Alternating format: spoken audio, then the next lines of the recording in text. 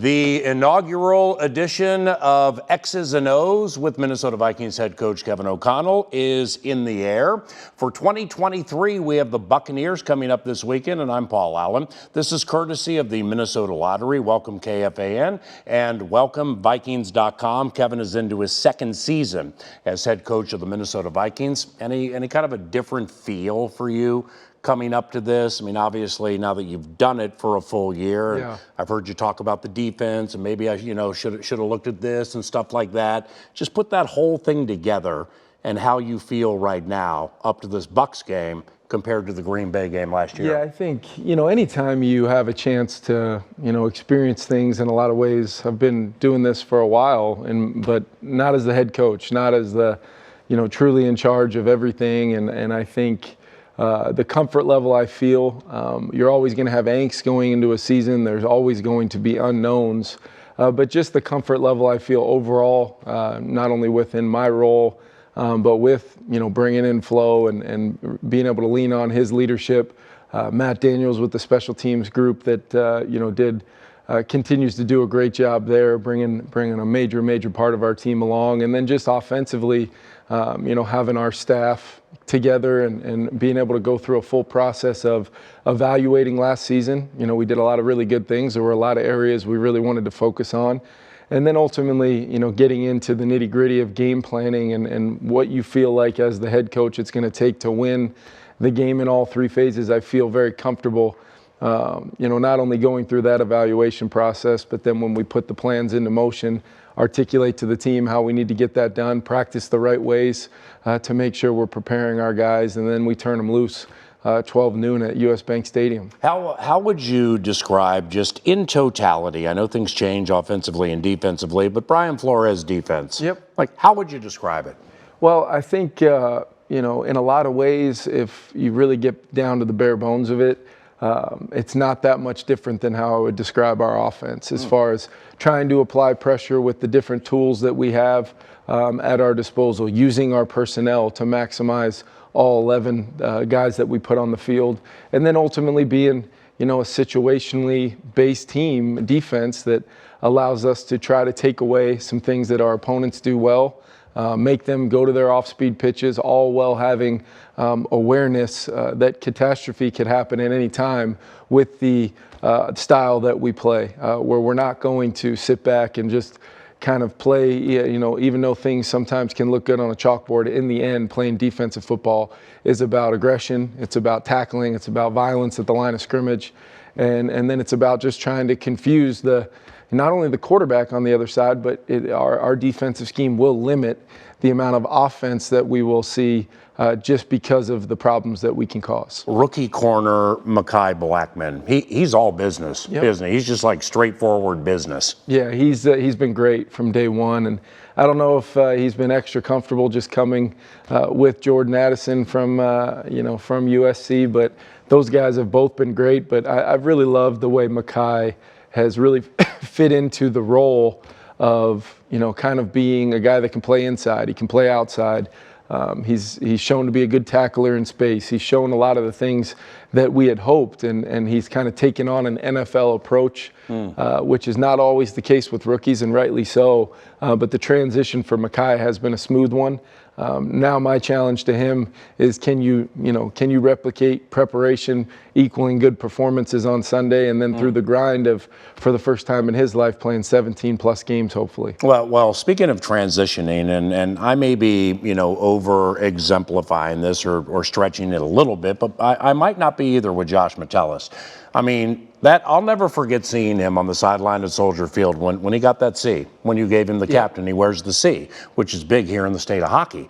And it was like life-changing for him, that day, and then some things he said in the offseason and watching him through the offseason. Don't you just love stories like Metellus? I love stories like Metellus for so many reasons, PA, but I don't know if you can have enough guys like Josh on a football team. What is he? He's incredibly tough. He loves playing the game of football. He loves whatever role you give him, whatever assignment you give him. He's going to go out there and he's going to do everything in his physical power to do the things that he does well. And I think that's where coaching comes into play, and allowing Josh's versatility to come to life before our very eyes. He's always been an absolute demon on special teams for people to deal with, and that can carry over to the defensive side, and that can still maintain on that special teams phase that he's on. But I think the coolest thing has just been watching him feel comfortable in our environment, our culture here, really thriving as a leader. Teammates voted him pretty darn close to unanimous as a captain. Wow. And he spoke to the team during training camp. Just all these ways that the respect level for a player like Josh, it is what it is based upon how he plays the game of football. But then when people watch him work and how much he's become a mentor of some sorts to a lot of the younger players on our team, and really also pushing some of our veterans to be at their best. And I just can't say enough about Josh. And you know, this is another little bit of a stretch, but the offensive version of Josh is kind of C.J. Ham. Yep. You know, he's undrafted. He's had to work for every single thing. When you got here, you guys didn't roster a fullback on the Super Bowl champion LA Rams, so I'm kind of like, hey, you know, but then he makes the team. He's sticking around. He's a captain. I mean, C.J. Ham, is it best to describe him as the consummate teammate? Yeah, consummate teammate, consummate pro. So versatile with what he brings to our offense and how we can play the game a lot of different ways. I think, you know, when I think of CJ, I think of some of those players. I think coaching in this league, it's great what you know and what you have experience with. That is a great starting point. But truly being a coach that can adapt and evolve to highlight your players that you feel that give you a great chance to have success and be versatile and multiple in how you want to play. And we've been able to do that with CJ. You know, quite honestly, I wish we could have did it more in year one. But CJ knows, you know, we've grown and adapted together, and he's had a big role in that. And I'm really excited to just see the way his impact on our team.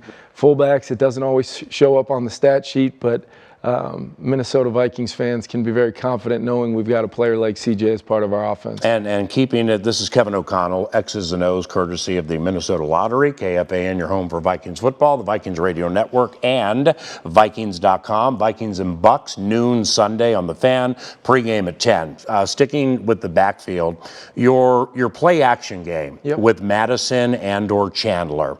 What's key to making sure defenses respect the play pass now that Dalvin has departed? Yeah, you got to still be able to run the football, and part of marrying the run and the pass is being efficient and getting, you know, moving the rock forwards on all downs.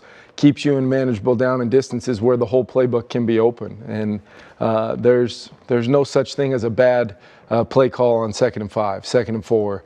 You can run it, you can throw it, you can screen, you can move the quarterback off the spot, whatever you need to do. But the starting point is, you know, the best play passes in our league come by putting defenders in conflict. Hey, I'm a linebacker or safety. I'm responsible for this gap. That gap being threatened in the run game, if I don't activate to go try to make a tackle, normally ends in an efficient run. And then what happens off of that is the beauty of coaching and trying to design plays to fill the voids and vacancies that guys being responsible for two things at once tend to struggle with on defense sometimes. But the key is forcing defenses to feel like they've got to activate front structures and coverages to defend the run, and then ultimately try to, you know, take advantage of that in the pass game. And what it will do for our receivers and a guy like TJ Hawkinson to have not only a run game going, but the multiple looks we can provide with CJ in the game, with Josh Oliver, maybe both those guys in the game with TJ.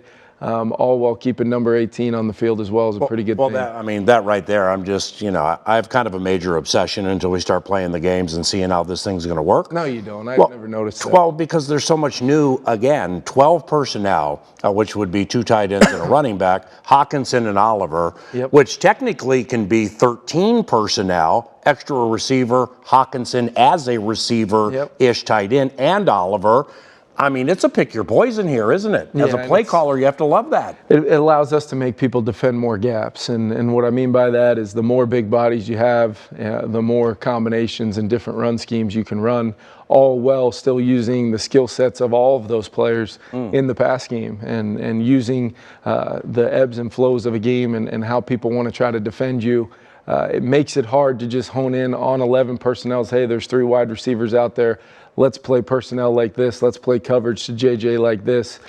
We just make it a little bit harder on our opponents to carry over multiple facets of the game plan. And ultimately what you hope is as your comfort level as an offense continues to rise with, week in and week out, how you want to play the game, carrying certain things over, making them start out looking the same, but they end up being different. All those things tie into our overall offensive philosophy, but there are no rules to say that you have to have 3 wide receivers on the field, or you're not allowed to have 3 tight ends or 2 tight ends and a fullback. And all of those things allow us to have the mentality of being physical, wanting to run the football with all the marriage of the run and the pass that we can do from there. Well, I mean, the complementary aspect of football is so beautiful because, like, you signed TJ or you trade for TJ last year. All right, TJ's good. But let's not forget what's going to open up for Jefferson, who hadn't had a receiving touchdown in like a month and a half. Then from FedEx on, he takes off. Same thing with Oliver, complementing the running game, the type of personnel that you want to use. So, I mean, you can sign Oliver and see 2 career touchdowns, 3rd round San Jose State tight end. There's so much more in the ultimate team game, right? Yeah, and it just... one of the things that I've just noticed over time is on those early downs, if you can force people to have to, decide, the pick your poison mentality, 9 times out of 10 people in this league are not going to allow Justin Jefferson to just go out there and get 70 snaps versus single coverage. We know that, but how can we use that information to our advantage, or at least gain subtle advantages here and there with how we deploy the other 10 guys on the field?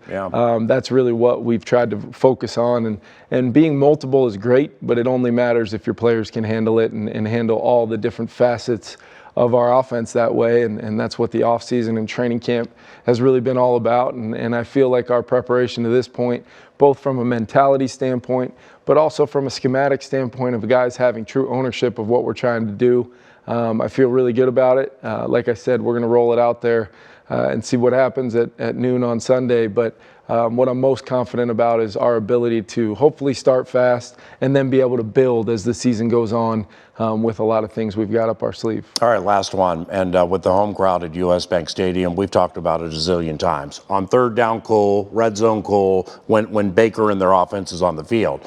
But really, they can impact the totality of the game by being loud longer. You know what I mean? I do, and I think it's just such a huge thing for our fans to know.